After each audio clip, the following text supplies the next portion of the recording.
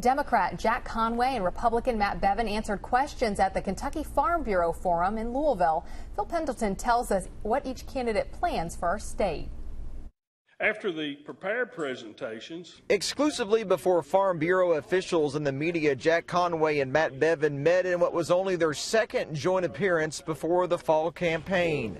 I need to be a big county judge. I need to know what's going on with his roads, what his issues are, and how state government can be of assistance to us. I do understand the agricultural community well.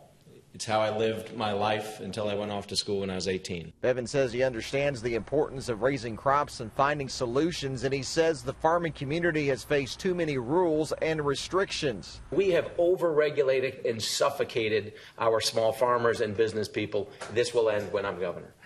Conway promised to put people over politics and says the rural areas need more internet access. And if I'm your governor next year and I'm trying to lure jobs to rural Kentucky, they're not coming if they can't connect to high-speed internet. A lot of the actual debate in the forum came when there was discussion of what's called public-private partnerships. That's something that I've seen work in Kentucky. I've seen it create jobs in Georgetown with Toyota. I've seen it expand the UPS plant. I've seen it create 10,000 jobs over the last few years. I believe in it.